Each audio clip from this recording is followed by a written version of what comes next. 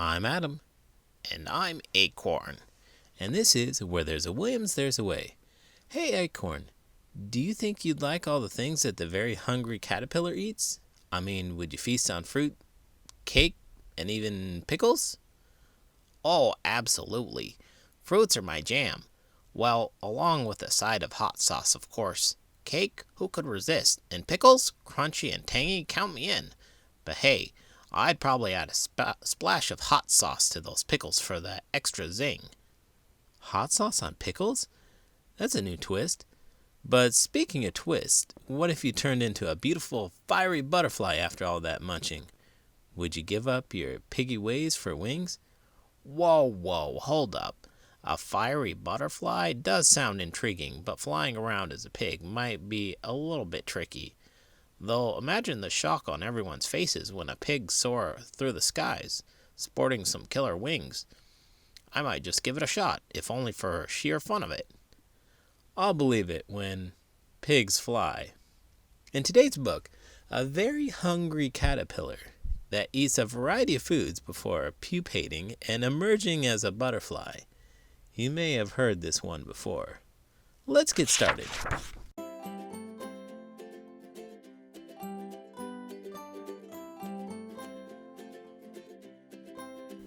The Very Hungry Caterpillar by Eric Carle. Dear friends, the Very Hungry Caterpillar is turning 50 and I will be 90. It is one of the joys of my life that my book, first published in 1969, continues to delight readers of all ages around the world. China, Croatia, Israel, Egypt, Greece, Japan, Germany, Spain, Russia, Mongolia, all over the planet, children and teachers and parents and grandparents and librarians are reading my story and turning the pages, putting a tiny finger through the hole in a strawberry or a pear, and enjoying the bright, colorful wings of the butterfly when it appears. I am very, very grateful to every single reader and friend of the caterpillar for these wonderful years together. A golden anniversary for the caterpillar and the butterfly. Thank you to all, and here's to 50 more. Eric Carle. In the light of the moon, a little egg lay on a leaf. One Sunday morning, the warm sun came up and pop! Out of the egg came a tiny and very hungry caterpillar. He started to look for some food. On Monday, he ate through one apple, but he was still hungry. On Tuesday, he ate through 2 pears, but he was still hungry. On Wednesday, he ate through 3 plums, but he was still hungry. On Thursday, he ate through 4 strawberries, but he was still hungry. On Friday, he ate through 5 oranges, but he was still hungry. On Saturday, he ate through 1 piece of chocolate cake, 1 ice cream cone, 1 pickle, 1 slice of Swiss cheese, 1 slice of salami. You won't believe it, but I used to be one hungry hog back in my teenage years. Oh yeah? I bet you're the king of the snacks. What was your go-to when you had a hunger strike? Oh, I'd devour anything and everything, but hot sauce was my secret weapon. I'd put that stuff on everything, even apples. Apples with hot sauce? That's a bold move. Did it actually taste good? Oh, absolutely. The sweet and spicy combo was my jam. What about you, Adam? How did you tackle those hunger pangs? Well, I was more of a classic peanut butter and jelly sandwich kind of guy, but I used to drink a gallon of Kool-Aid every day after school. My teeth hurt just thinking about it. Gotta keep life interesting, right? Those were wild times. 1 lollipop, 1 piece of cherry pie, 1 sausage, 1 cupcake, and 1 slice of watermelon. That night, he had a stomachache. The next day was Sunday again. The caterpillar ate through 1 nice green leaf, and after that, he felt much better.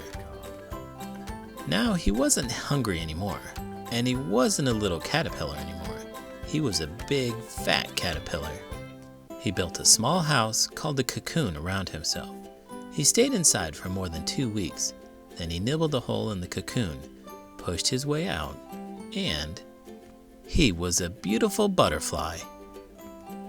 Celebrating 50 years, the Very Hungry Caterpillar. Hey, Adam, Have you ever eaten so much you felt like you could take a nap and wake up in another dimension? Oh, you mean like a food coma? Definitely been there, but I don't think I've ever reached the dimension jumping level. I've had meals that felt like a portal to another universe. You know, pigs can take eating to another level. You're not dreaming big enough if you're not aiming for intergalactic food coma status. Imagine eating moon pies on the moon and snoozing under the stars. That sounds out of this world. But careful, you might wake up with stars in your eyes and bacon cravings. Bacon? Really? I mean, turkey bacon. 50 Years of the Very Hungry Caterpillar, An Appreciation of Eric Carle by Dolly Parton. Over the years, I have often been asked if I just had a feeling that a song I was writing would be a hit, or for heaven's sake, even a classic.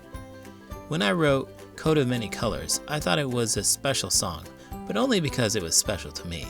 I had no idea if it would mean much to anyone else.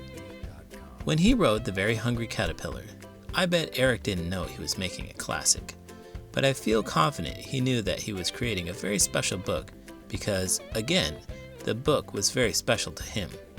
He gave it to the world, and the children around the world made it a classic. Eric has given millions of children a memory so many of us share. Our little cabin in the mountains became a magical place when my mother read stories to me. The light was dim, the fire was bright, and the quilt wrapped around me felt like my own warm, loving cocoon. It was a deeply emotional experience for me that will last forever. As writers and artists, we all dream our work will create these beautiful moments over and over again. I certainly know this is what we are trying to do with our Imagination Library. We work hard every day to inspire children to love reading and learning. I know millions of children have enjoyed The Very Hungry Caterpillar, but at the same time, millions of children have not had the opportunity to hold the books in their hands. Every child should hear, see, and touch books like The Very Hungry Caterpillar. This is the moment when the dreams of children are born. It is hard to imagine what our world will be like when The Very Hungry Caterpillar turns 100 years old. Some think books, as we know them, will simply not exist. Not me. I know that as long as there are children, a little hand will hold a well-worn copy of The Very Hungry Caterpillar, and a precious little face will look up and say, "Please read it to me again." Love, Dolly. Chairperson, the Dollywood Foundation. An ever-hungry caterpillar. It's been half a century since The Very Hungry Caterpillar began crunching through bookshelves all over the world, long enough for nearly 3 generations to grow up discovering that wondrous butterfly surprise at the end. From his humble beginnings, the caterpillar would go on to chew his way into the hearts of millions of children all over the globe, selling nearly 1 copy somewhere in the world every 30 seconds. More than 50 million copies so far, in more than 62 languages. Eric Carle's childlike appeal comes from his ability to inhabit the minds of young children. His early memories remain powerful for him.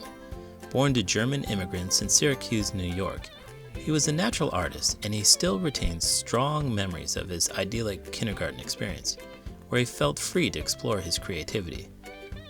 When his family returned to Germany in 1935, Eric was in for a rude awakening when he encountered the strict German schools of the Nazi era.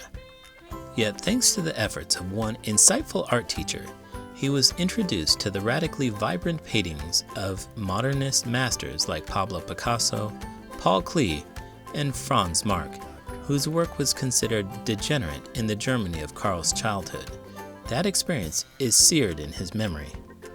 After graduating from art school in Stuttgart, Mr. Carle returned to the United States at the age of 22 and began his career in advertising as a designer. It wasn't long before he began experimenting with the tissue paper collage techniques that would become his trademark. Eventually, he started painting his own tissue papers in order to achieve the color and textures he desired. To this day, he maintains drawer after drawer of hand-painted tissue papers in his studio, ready to be cut into any picture he may want. His first success in the world of children's books came in 1967 when author Bill Martin Jr. saw one of his ads and asked if he would illustrate Brown Bear, What Do You See? After that, Mr. Carle was hooked on picture books. His work also caught the eye of World Publishing's editor-in-chief, Anne Beneducci, who would go on to become his lifelong editor and friend. Mrs. Beneducci invited Mr. Carle to have lunch and show her the box in which he'd said he'd been collecting his ideas. One story idea came to him while punching holes through a stack of paper. He had turned that idea into a story called A Week with Willy Worm, in which he'd used the holes to show where the worm had eaten through various foods. Ms. Beneducci didn't think it was ready, though. For one thing, the book didn't have a suitable ending. The worm simply went to sleep when it was full. She suggested Eric perhaps think about a caterpillar instead, at which point he burst out, "Butterfly!" That burst of inspiration led him to produce the art for the book in a matter of days. Now, the problem became how to manufacture such a book. Binding a book with differently sized pages where all the holes would line up through the book proved to be a production challenge that few could solve in a cost-effective manner. Ms. Beneducci looked and looked for a printer who could take on the task. A lucky break while visiting Japan led her to a printer who could do it, and soon afterward the caterpillar was ready to meet the world. Eric Carle often calls himself a picture writer. He says, "My books are half toy, half book."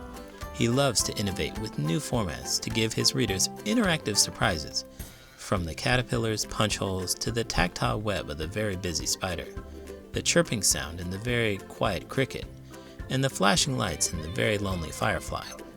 In this way, Mr. Carle has been a leader in publishing technology, pushing the envelope of what was possible long before the advent of electronic soundbooks, e-readers, tablets, and apps. His stories are often about the importance of self-discovery, and when the caterpillar achieves a beautiful perfection after his long metamorphosis, the caterpillar speaks to all ages, all nationalities, all abilities.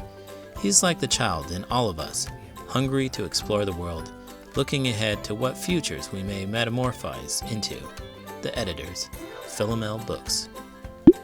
It's amazing how a simple story about a caterpillar munching its way through food can captivate young minds. What do you think? Well, I've got to admit, I've never had the pleasure of reading it myself, but I heard the hype.